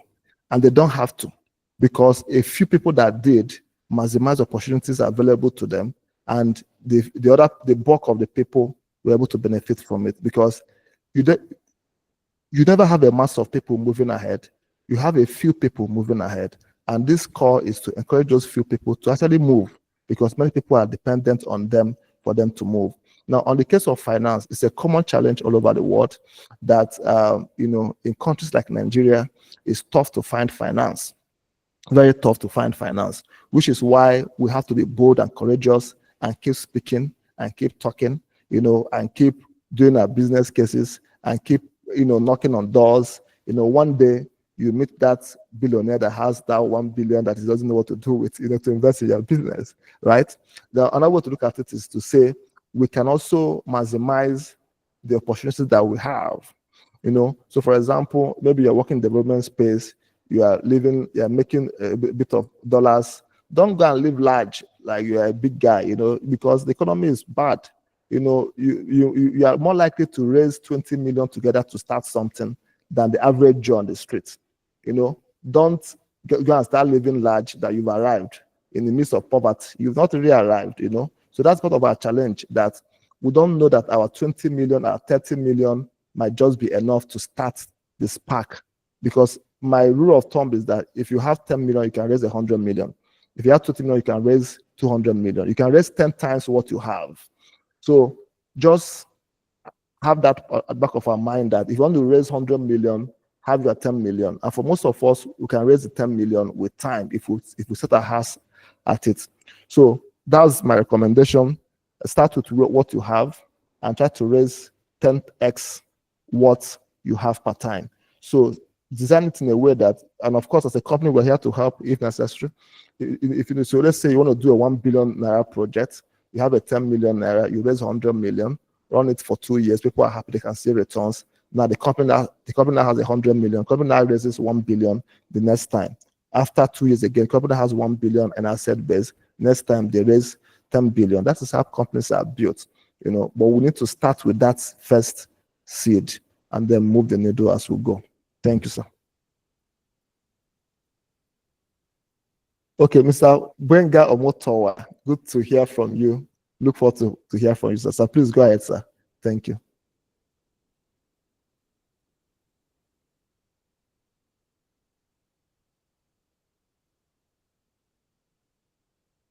Yes, sir, you can unmute to speak.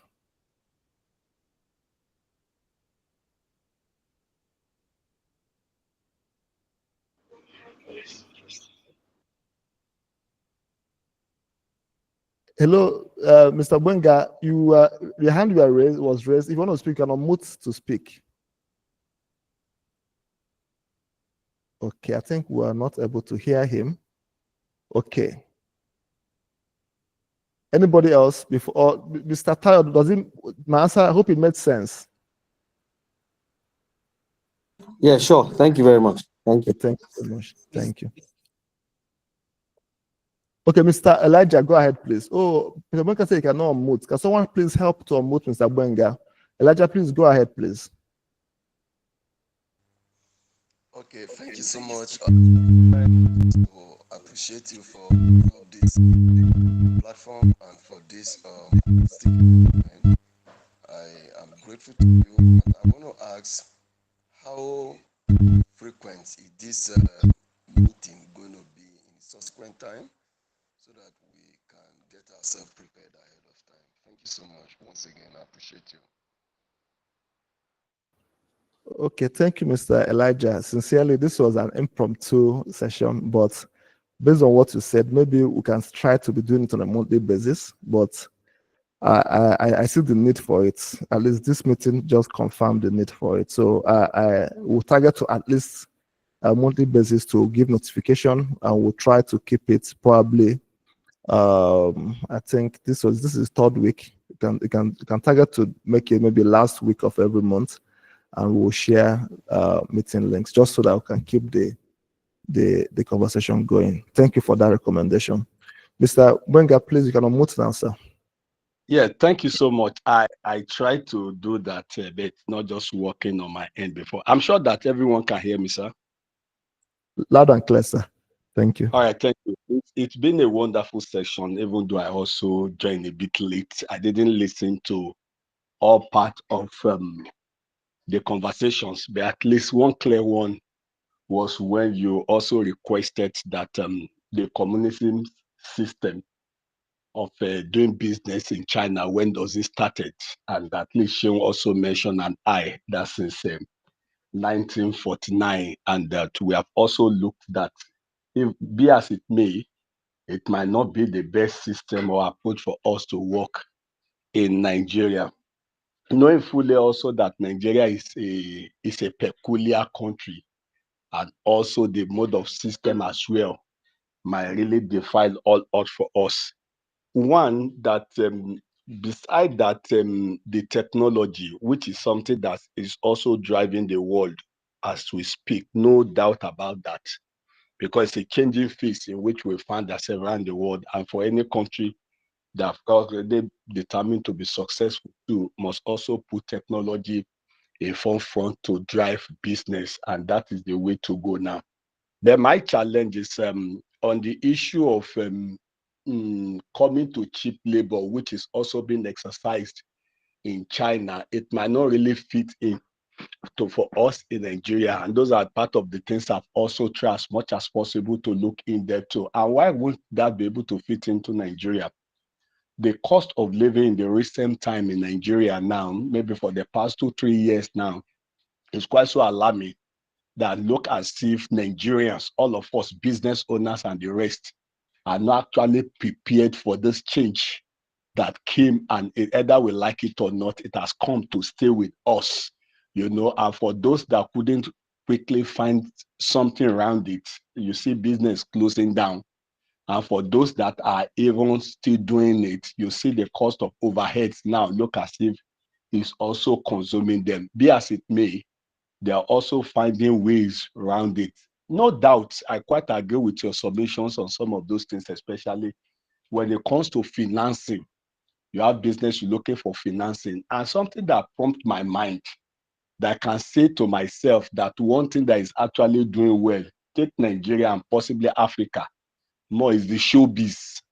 The showbiz seems to be something that is thriving. I think if they are going to be ranking the world now, Nigeria will take almost from 1 to 10, well ranked, because those in the showbiz, the way this displays influence and affluence as well, you will just know that they are just in that space thriving.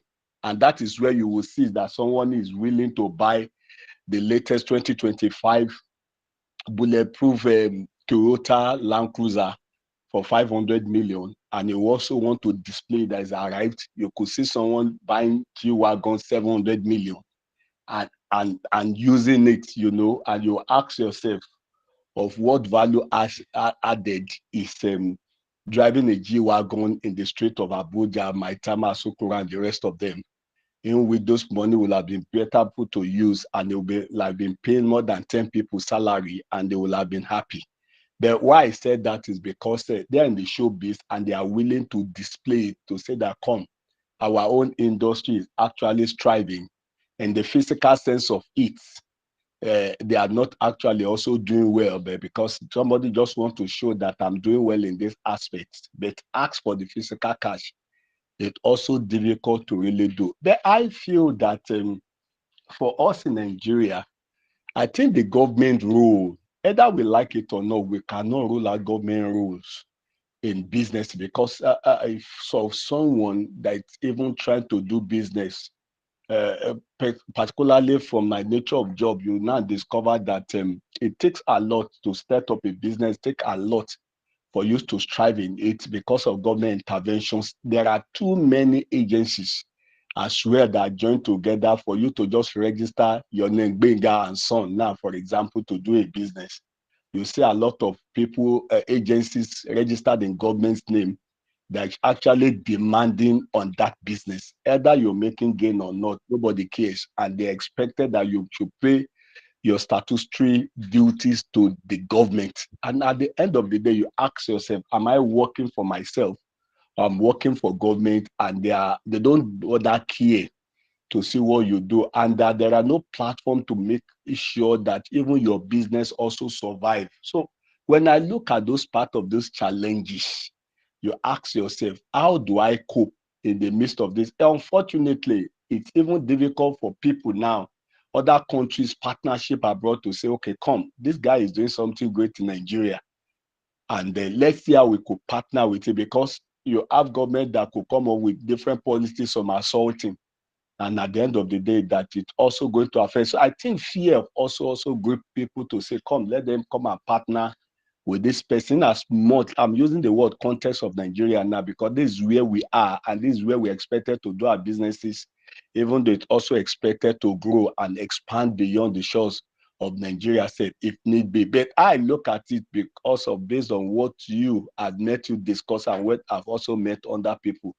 doing contribution, that in the face of it, I do not know, maybe with time, in some of these conversations we're having, I pray that we'll be able to have government agencies and the rest of them that can also be joining part of these discussions, to see in what way areas in which, because either we like it or not, Nigeria is being conditioned in such a way that government has interference directly or indirectly, the way they go by their things, laws and the rest of them, inflations that never coming down, and doesn't look as if there are no bearings, so to say, in the midst of it. So at times you look at people, business owners and the rest, like nobody is willing to do a cheap labor for anyone now, because of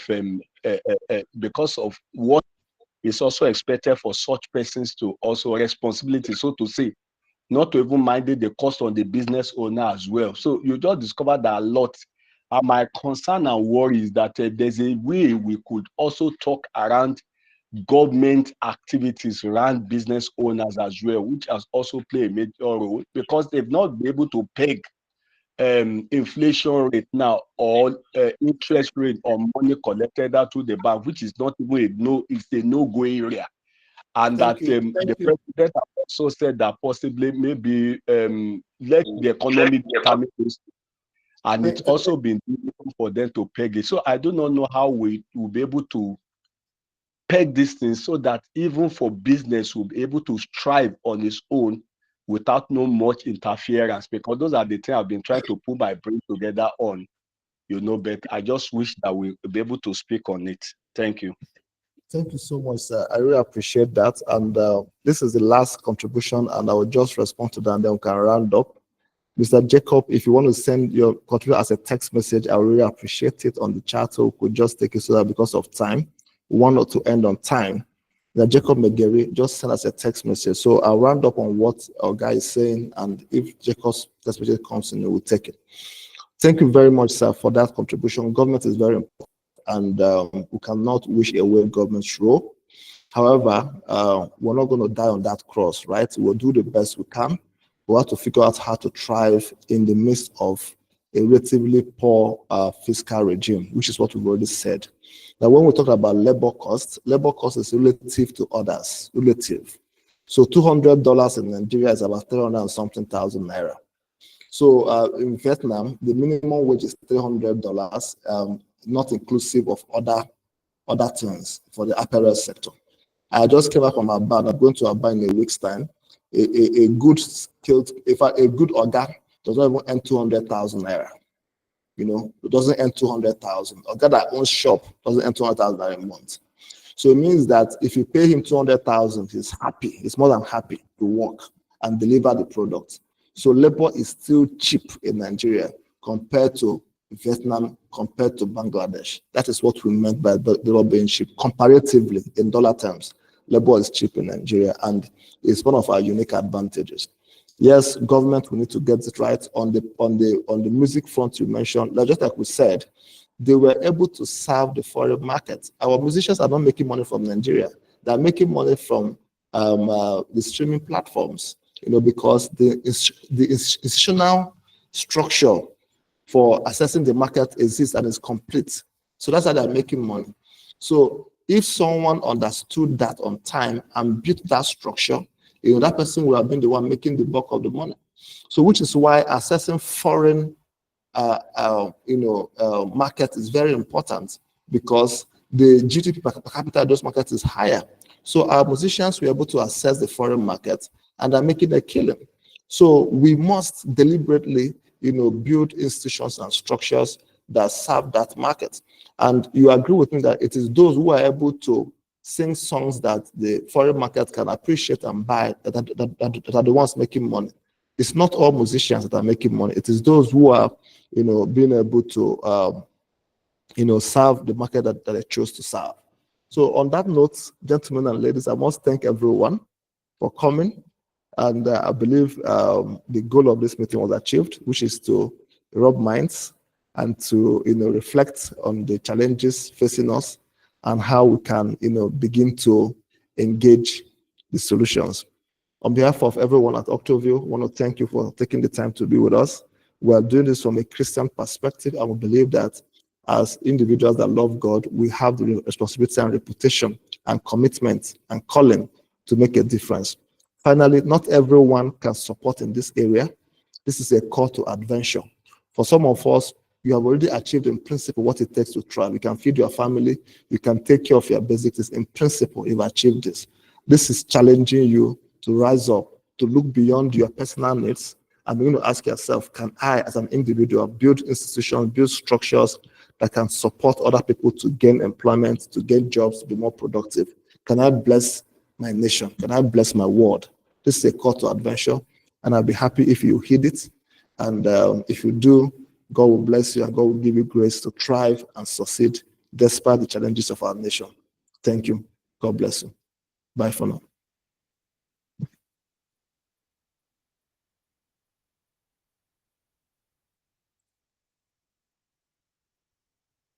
Thank you, everyone. Bye-bye. God bless you. Thank you, sir. Thank you. Thank you. Thank you, Nelson. Have a good evening. Thank you, everyone. Thank you. Thank you, Jacob. Thank you so much. It's been wonderful. Thank you, sir. Thank you, sir. Thank you so much. Thank you, sir. Thank you, everyone. Thank you. Thank you. Have a good night, rest. You too. Doctor. Bye-bye. Benjamin, you can end the meeting now. Thank you. Thank you, Justina. Thank you, Josiah. Thank you.